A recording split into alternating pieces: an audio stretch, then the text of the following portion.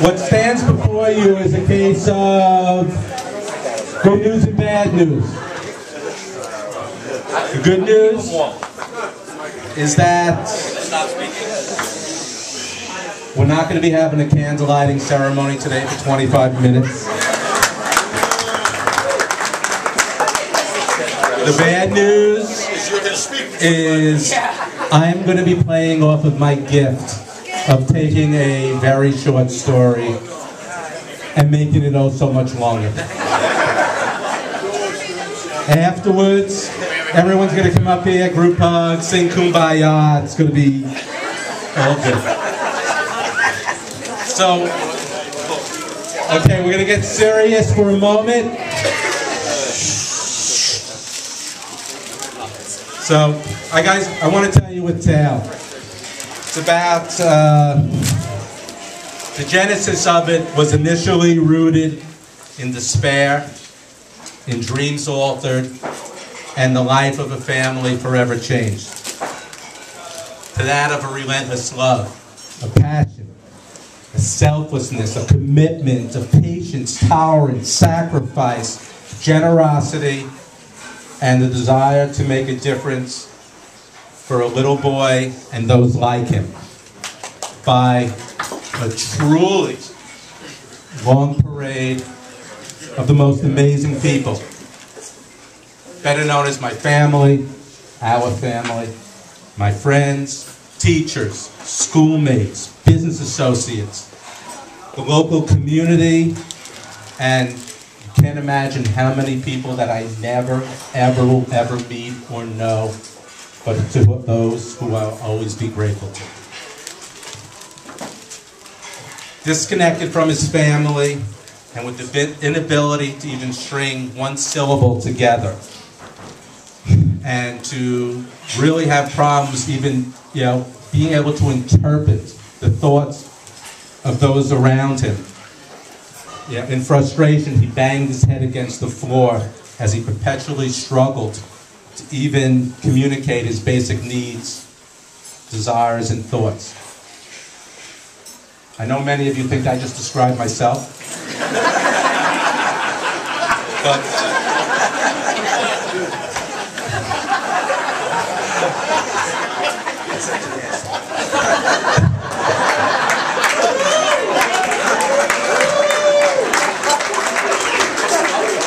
But I'm describing what it was like, in all seriousness, what it was like when Connor was an 18-month-old boy. Luckily, though, Connor had a small army of angels that led him out from the abyss he then resided in. Those angels were led by the hottest, the most gorgeous field general the world has ever known. Her name is Joy Haber.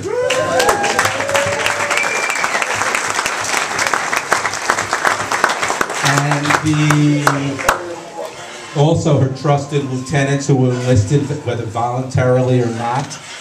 They were the youngest lieutenants ever. Their names were Sean Ryan and Kyle Haber.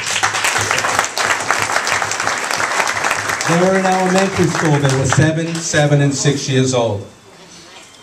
Trying to better frame the journey I'm going to take you guys on, I need to give you a little perspective. And the perspective comes from just a few excerpts from an essay that one of my boys wrote on one of his numerous college applications. And I quote, "Just a few months shy of celebrating my 7th birthday, I stared out my bedroom window like a child pressed up against the glass of a candy store window, both bewildered yet mesmerized by the parade, the small army of therapists and pathologists who relentlessly paraded up and down my driveway on a daily basis.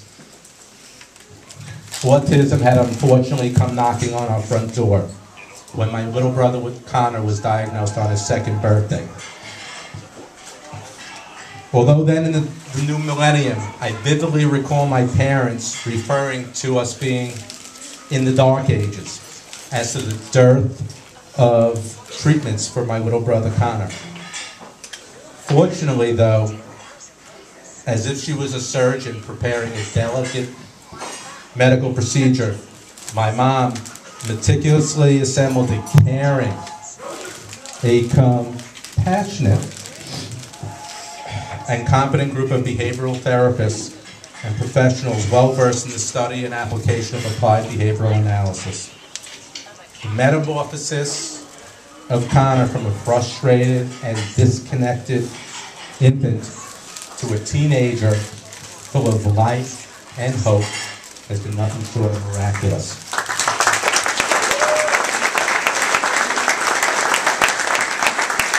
If not for his perpetually being reinforced with ABA, and for that matter, for virtually everybody in this room today, Connor would not be on the path to reaching his full potential.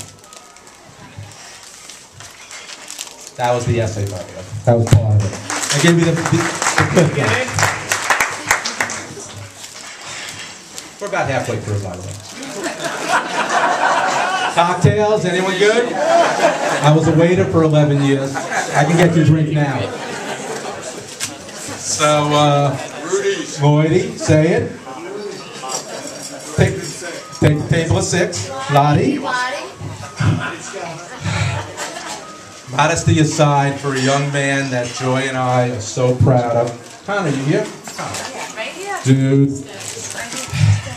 A few of Connor's many achievements include, before Connor was even 2.5 years old, he had a full-time job.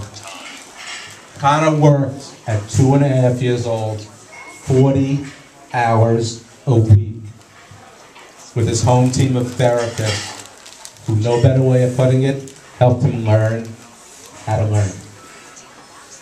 By the time he turned 3, or better put, the summer before he turned 3, like 5 months before that, Connor enrolled in Harvard.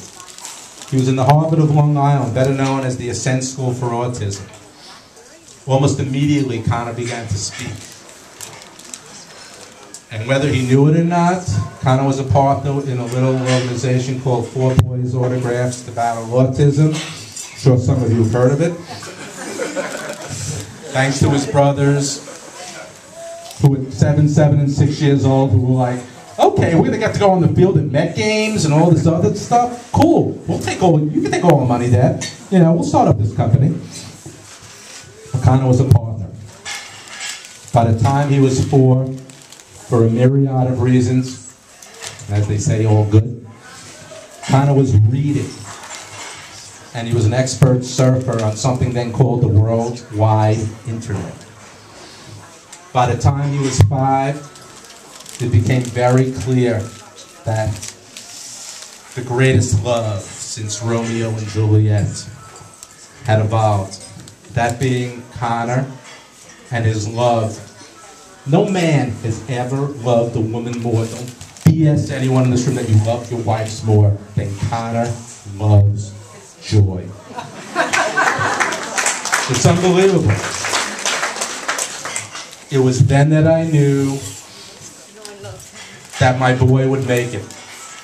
That, like his dad, he just had unbelievable taste in women. And that, to coin a phrase from a little flick that we once did, we had gotten our child back. By the time he was 6, he began his transition out of the Ascent School for Autism into the same elementary school that his brothers graduated from. I got like another hour, by the way. We got 7 more years. No, we're not giving the hook. There is no hook. Okay. The fact that Connor is sitting and listening to all this just shows you how well he's done. Before he was 7 years old, Connor inspired the creation of this entity. I forgot the name of it, AYABA, Ascent Youth Alliance to Battle Autism, which over the years, a few thousand kids have either volunteered for or come to their events, and they promoted awareness, tolerance, acceptance, and raised about $1 million because of everyone in this room.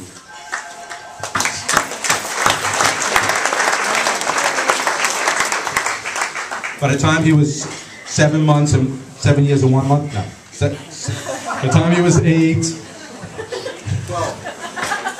Again, by the way, it's my time. Connor was a star student in an award-winning documentary about Ascent, which was filmed voluntarily by a whole other group of people. We got the most talented people to participate in it. Kenny Albert, who didn't know us from the hole in the wall, was the narrator to the film. And if it wasn't for one person in this room who just knew a little bit about Connor's plight, the movie never would have gotten done. Connor just inspires people. 9 years old, he graduated Ascent. Shortly after turning 10, there was another film aptly called Making a Difference. Connor was the narrator for the film. It won Best Educational Documentary in the New York International Film Festival. Can't believe I'm not so long. Keep talking, Larry, fast. Nah, I'm not stopping. By the time he was 11, 12, and 13, kind of started middle school. He began to make friends. He helped change the mindset about how typical kids think about kids with special needs. He became a master builder of Lego projects. As you will soon see in our montage, Connor was the opening act recently in... Let's go back to Legos. He was the opening act recently in the Thompson Middle School talent show. Kind of priceless. And he knows more about the ins and outs of movies, TV production, and trivia than anyone ever wants to know. I can continue to get micro on you guys and talk about all the hurdles that Connor clears on a daily basis. But I think you get the idea, because I beat the horse. It's chopped meat, okay? The point, and just how proud Joy and I are of him, and what a great part Ryan, Sean, and Kyle have played in all his many achievements. Given the happiness that Connor brings to us every day, and everyone he comes in contact with, please know that if it wasn't with everyone in this room's generosity, time, patience, friendship, a shoulder to lean on, or basically putting up with me, the relentless emails over the years, the blind passion for Connor, the career sidetracked and all that. You in the room know who we're talking to. Please know that Connor would not be the miracle of a young man that he is today. And for all that, Joy and I extend to you our heartfelt gratitude for allowing us for you to be, or us to be better put, part of your lives. Thank you so much.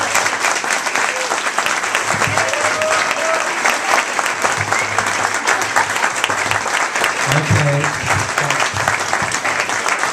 Is that for Connor or for me shutting up already?